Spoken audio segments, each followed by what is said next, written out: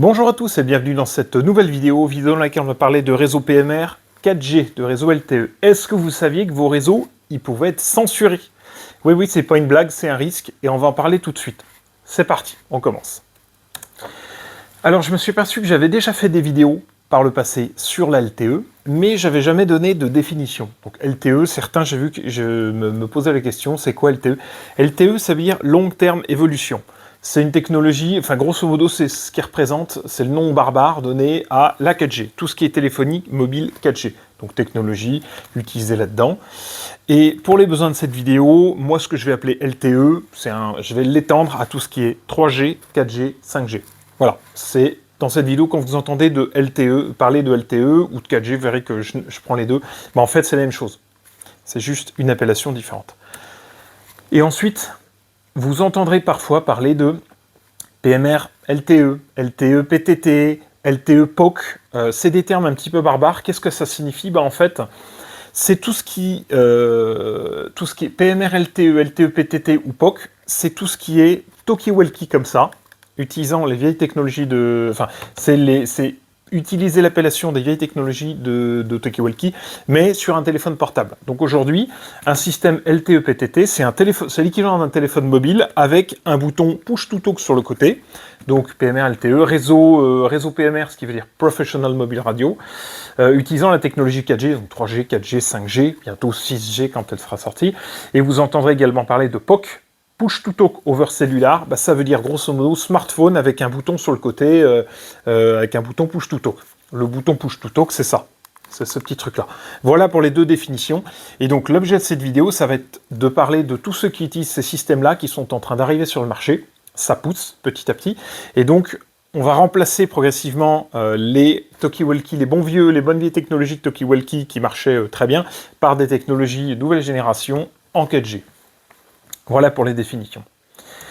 Alors, j'en ai déjà parlé dans d'autres vidéos, mais je me répète un petit peu. Quels sont les services offerts quand on switch et qu'on passe d'un poste comme ça, un bon vieux poste qui utilise Motorola, qui utilise soit en analogique, soit en DMR, qui marche très bien, qu'est-ce que ça va offrir en plus? Eh bien, tout d'abord, une couverture radio illimitée. Il faut savoir que comme vous utilisez un réseau de téléphonie mobile, vous avez une couverture dans le monde entier, sous réserve, bien entendu, d'avoir un réseau. Si vous allez au fin fond du désert, il n'y aura pas de couverture réseau. Au milieu de l'océan, c'est pareil. Quoique, avec les satellites qui arrivent, Starlink et compagnie, les satellites orbite basse qui vont fournir, je pense à terme, une connexion Internet haut débit partout autour du globe, vous aurez possibilité de communiquer en utilisant des technologies LTE. L'usage est très facile, il n'y a absolument aucune technicité particulière. Contrairement à ça, où quand on l'utilise, si on veut un réseau relié, il faut s'assurer d'avoir les bonnes fréquences, il faut s'assurer de calibrer les bons duplexeurs, vérifier si jamais on s'installe sur un pylône et qu'il y a des voisins qui ont d'autres fréquences, qu'on évite de brouiller les autres fréquences. Ça demande de la technicité, ça demande de s'y connaître sur tout ce qui est RF, radiofréquence. Là, aucune technicité. La technicité, c'est simple, il faut savoir allumer un smartphone, il faut savoir insérer une carte SIM et une batterie dedans. Grosso modo, c'est ça. La maintenance, du coup, est quasi nulle. Il n'y a pas besoin d'entretenir les relais, d'entretenir les antennes, puisque vous faites appel au réseau de téléphonie mobile existant, donc vous n'avez pas besoin, vous, de maintenir vos postes. À part un petit coup de poussière de temps en temps, changer les batteries quand elles sont vieilles, ou éventuellement une antenne si elle est cassée, il n'y a pas grand-chose à faire de plus. Ça offre des fonctionnalités haut débit. Ça, c'est vrai que c'est une fonctionnalité, ça marche très très bien, c'est un peu le 4x4, ça passe partout, mais ça va pas vite du tout. C'est très lent, c'est fait pour passer de la voix, c'est fait pour assurer, ça marche très très bien en cas de catastrophe. Et ça, par contre, ça va offrir des fonctionnalités haut débit. De la vidéo, par exemple, des photos, de l'envoi de données, des accès Internet. Et enfin, ça procure une haute confidentialité, alors sous condition, parce qu'aujourd'hui, avec des postes comme ça, les vieux systèmes bien cryptés avec de l'AES, vous avez une protection top niveau. Et haute confidentialité, je dirais que quand vous avez de la 4G, c'est beaucoup plus difficile de scanner le signal. Par contre, ça va dépendre, j'ai mis sous condition parce que ceux qui ont accès au serveur, comme tout transite vers un serveur informatique, un ou plusieurs serveurs informatiques, ceux qui ont accès au serveur, eh bien, ils peuvent avoir accès aux conversations et donc la confidentialité n'est pas forcément garantie. Mais globalement, il y a plus de confidentialité et c'est pas à la portée de tout le monde de pouvoir décoder tout ça. Ensuite, quelles sont les contreparties de la LTE par rapport à un système comme ça? Eh bien, tout d'abord, une perte de souveraineté. Oui, vous faites appel au réseau de téléphonie mobile, il ne vous appartient pas, c'est pas votre réseau, donc vous avez une perte de souveraineté. Quand vous utilisez une solution comme ça, avec votre propre réseau, vos fréquences, vos relais à vous, c'est à vous. Vous maîtrisez ce que vous faites dessus. Vous avez, excusez-moi, hop, les aléas du direct. Voilà. Et ensuite, perte de souveraineté, la couverture n'est pas garantie dans les milieux particuliers. Pleine mer, dans les montagnes, dans les massifs forestiers un peu denses, quand il y a de la pluie, dans les souterrains également. S'il n'y a pas de couverture réseau, s'il n'y a pas de couverture 4G, s'il n'y a pas de couverture GSM, vous ne pourrez pas communiquer. Ben voilà, couverture non garantie.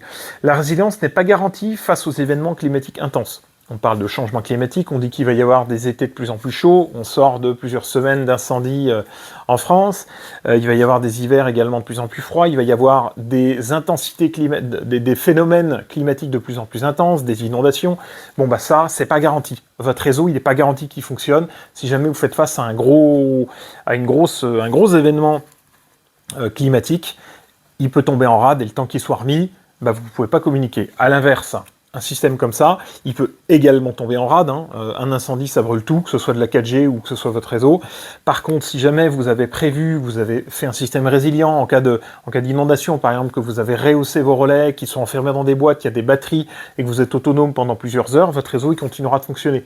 Et surtout, si jamais il tombe, il est beaucoup plus facile à remettre en route qu'un réseau 4G, qu'un réseau de téléphonie mobile avec toute l'infrastructure qui va bien. Voilà, c'est une des contreparties.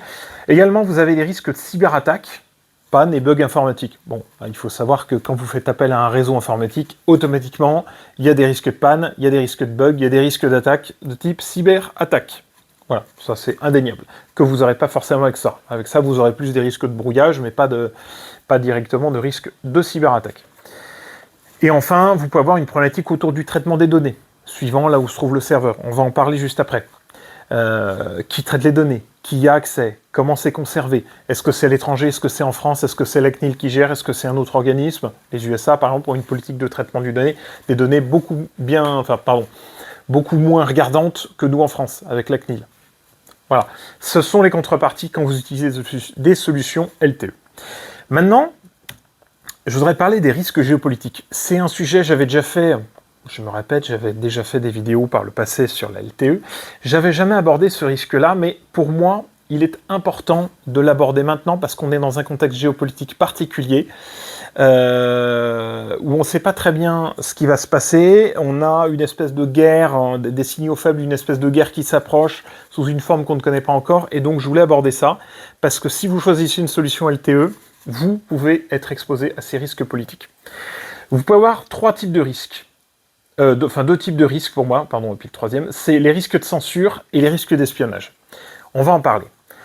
Risque de censure. J'ai pris quelques éléments, quelques faits qui se sont passés, que vous pouvez vérifier. Souvenez-vous, en janvier 2021, Donald Trump, président sortant des États-Unis, se fait sauter son compte Twitter.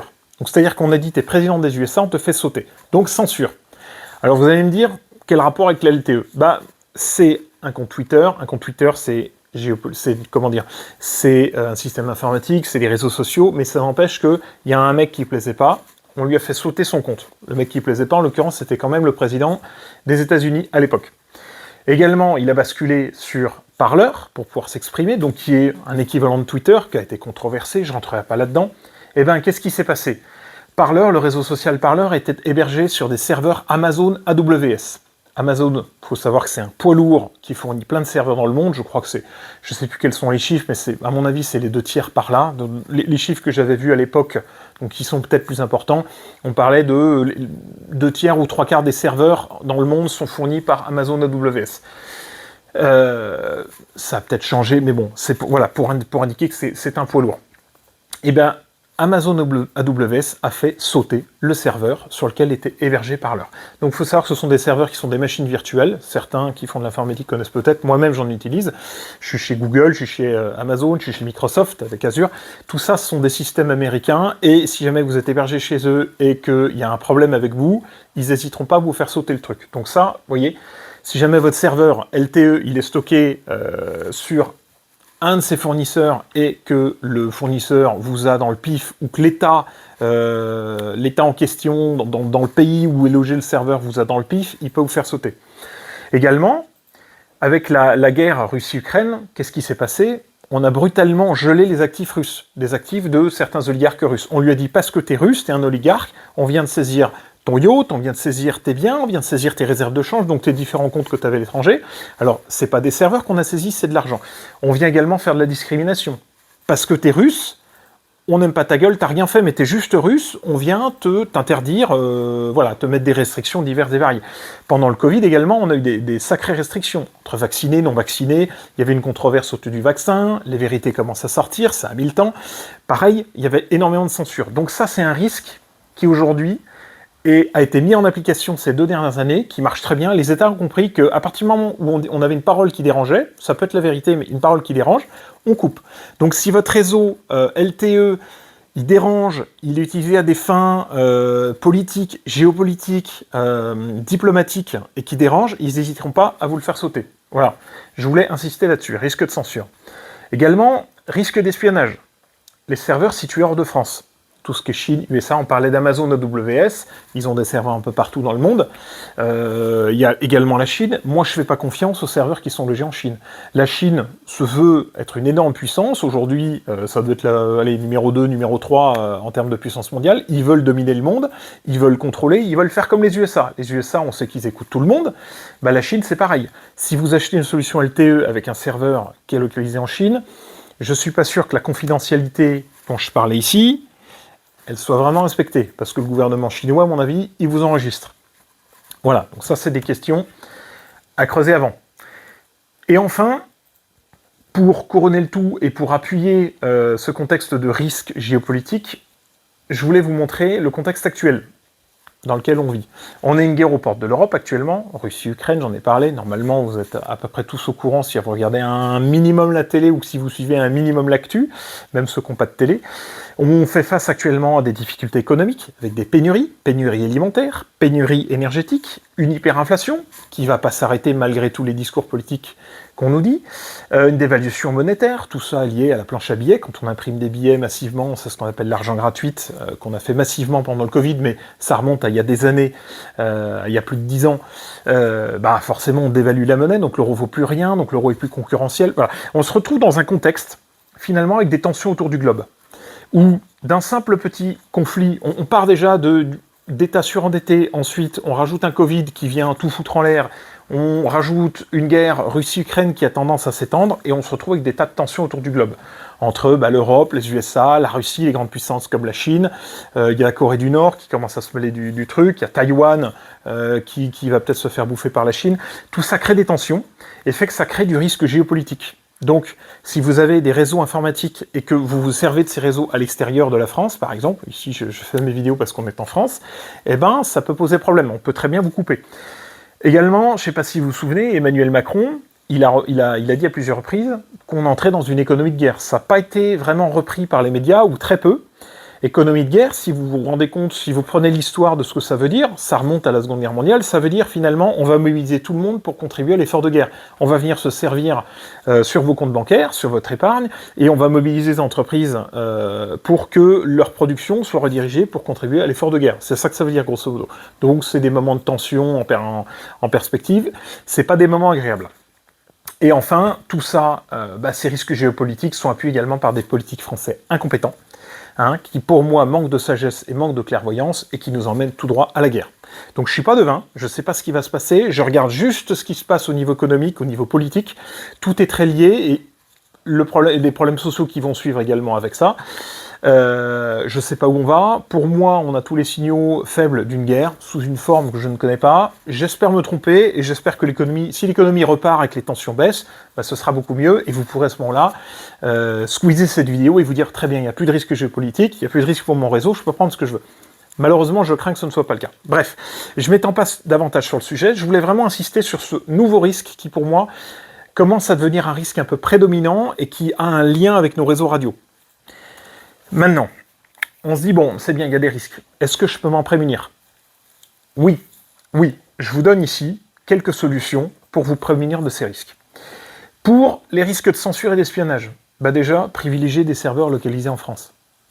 Si on veut vous couper le serveur à l'étranger, ce ne sera pas possible de vous le couper s'il est en France. Si vous faites appel à des fournisseurs français, ils sont soumis à la législation française, vous aurez vos serveurs en France. Et à moins que l'État français ne dise « toi tu me déranges, je te fais sauter », bon, là vous pourrez rien faire de plus. Si c'est une nation ennemie ou une nation, j'aime pas dire le mot ennemi, mais qui a des mœurs contraires à celles de la France, qui décide de vous faire sauter mais que le serveur est en France, ce sera plus compliqué pour eux.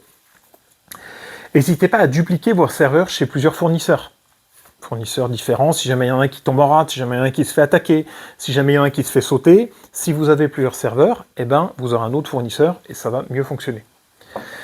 Également, hébergez votre propre serveur chez vous. Alors, ça nécessite de l'infrastructure, mais si vous voulez vraiment de la sécurité et qu'il vous arrive rien, bah, vous faites votre propre baie, vos propres serveurs, vos connexions, comme il se doit, ce sera votre serveur, on ne pourra pas vous faire sauter, c'est vous qui en serez l'administrateur à tous les niveaux. N'hésitez pas, pour les risques d'espionnage, à faire appel au service de l'ANSSI, Agence nationale de la sécurité des systèmes d'information, qui est un peu j'ai envie de dire, le ministère, l'agence gouvernementale qui gère tout ce qui est risque informatique, risque cyber. N'hésitez pas à leur demander un audit de sécurité. Ils pourront voir. N'hésitez pas à creuser les questions de sécurité quand vous achetez du matériel aussi. Creusez bien ces questions, posez les questions qui dérangent, n'hésitez pas. C'est vous le client. Enfin, dans le choix des terminaux, moi je vous invite à privilégier des marques réputées. Évitez les marques un peu exotiques. Je pense aux marques chinoises, en ce moment on voit des marques arriver sur de l'Android. On ne sait pas très bien ce que ça vaut, les serveurs sont situés en Chine. Moi je ne garantis pas la confidentialité là-dessus, quoi. Même au niveau du lien, est-ce qu'il est vraiment sécurisé? Alors, tout dépend de votre activité. Si vous êtes un service de dépannage au niveau du périphérique parisien, on s'en fout de la confidentialité. Si à l'inverse, vous faites de la protection rapprochée de diplomates ou de corps d'État, c'est beaucoup plus problématique d'utiliser des solutions LTE avec des serveurs en Chine.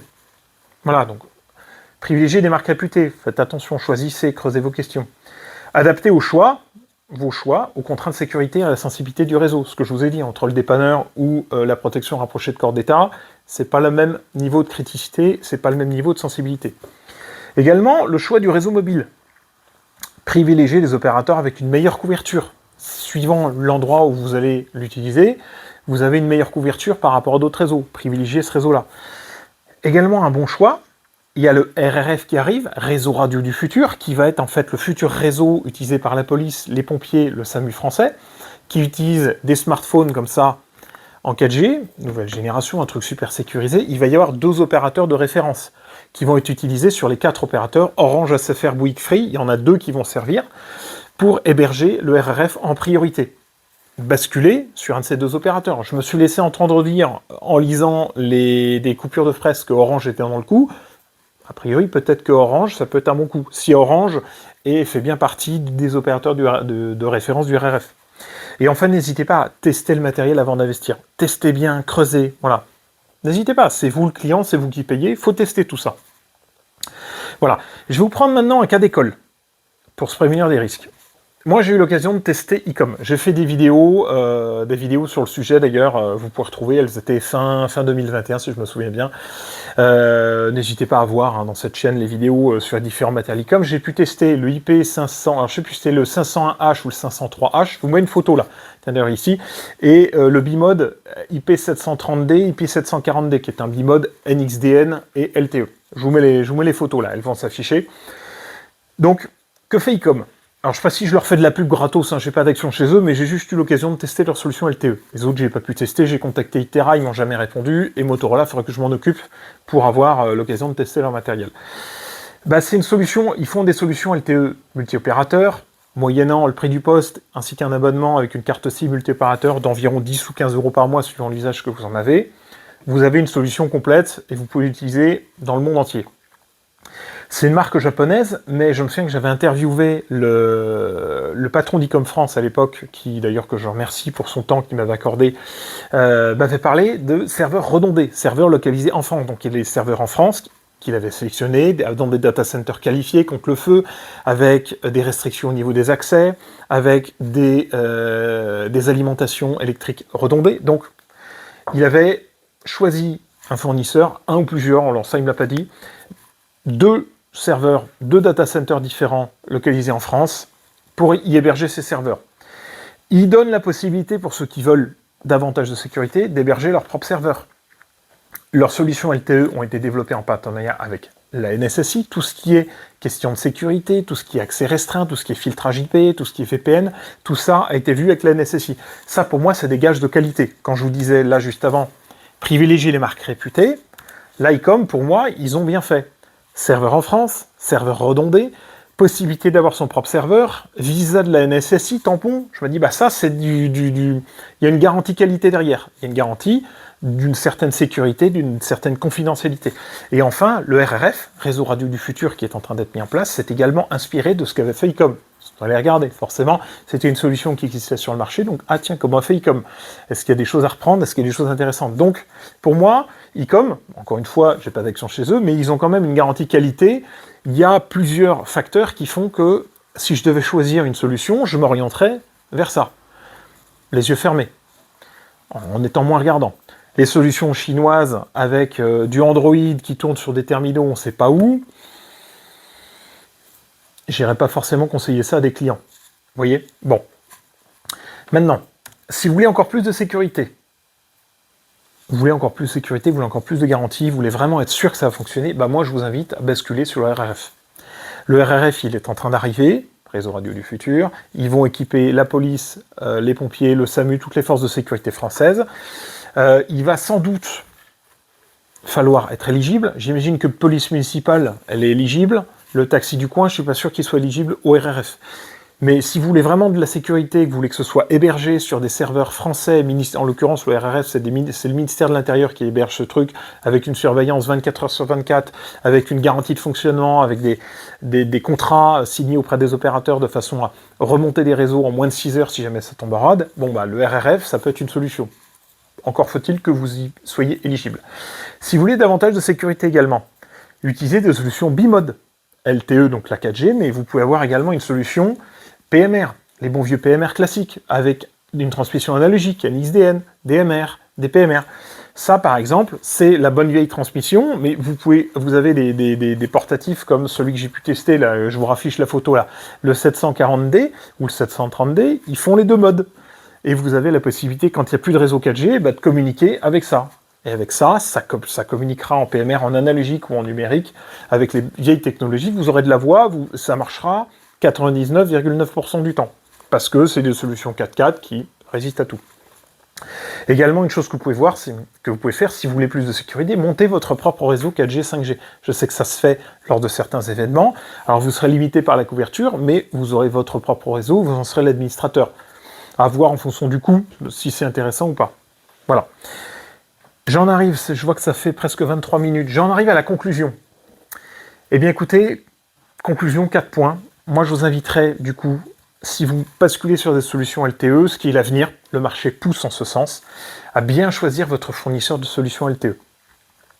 Pour un usage en France, si vous voulez être tranquille, privilégiez un des deux opérateurs de référence utilisés par le RRF, ou l'un ou l'autre, ou les deux, quand vous avez des cartes SIM multi-opérateurs qui font les deux, puisque vous avez un temps de rétablissement garanti en moins de 6 heures. C'est garanti par contrat, si c'est pas respecté, ça peut très vite monter à des millions d'euros d'amende. Vous voyez, donc il y a des pénalités, et donc c'est pour ça que les opérateurs sont tenus de maintenir un réseau en état de marche. Donc si vous faites appel à ces opérateurs-là pour supporter vos communications LTE, vous aurez plus de chances d'avoir une garantie de fonctionnement.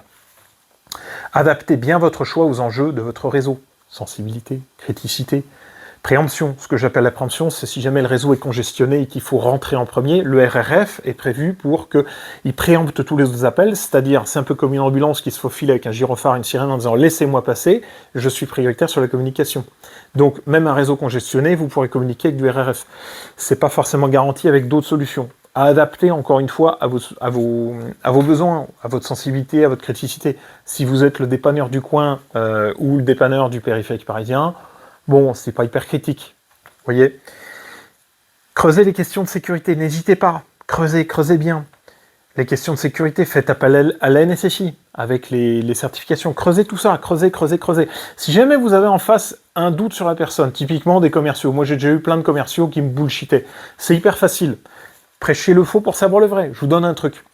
Inventez un terme. Par exemple, CSS, Certified Secured Server, serveur certifié sécurisé. Dites-lui, tiens, en ce moment, tous mes clients utilisent la norme, le label CSS pour certifier leur serveur. Est-ce que vos serveurs sont certifiés? Si le mec vous répond oui, évidemment, vous savez qu'il vous bullshit. Si le mec est beaucoup plus hésitant, ah, je ne connais pas cette certification, je ne sais pas. Vous voyez, creusez ces questions de sécurité. Et si vous avez un doute, n'hésitez pas à prêcher le faux pour savoir le vrai. C'est de la manipulation, mais psychologiquement, ça marche très bien. Vous voyez, c'est des petits trucs. Également, qu'est-ce que vous avez fait? Voilà, quels sont les tests, qu'est-ce qui a été mené, est-ce que vous avez certification, qui, quand, quoi, comment, est-ce qu'on peut éventuellement, si vous avez un gros doute et que c'est hypersensible, est-ce qu'on peut faire appel à une équipe de hackers qui tente de vous hacker votre truc? N'hésitez pas, voilà, creusez bien, et adaptez tout ça en fonction du niveau de criticité et de sensibilité de votre réseau. Voilà, j'en ai présent fini avec cette vidéo, j'espère qu'elle vous a plu, donc je ne vais pas vous garder plus longtemps, on est à 25 minutes. Je vous dis à très vite dans de nouvelles aventures, toujours sur des vidéos concernant la radio, et à très vite. Ciao à tous.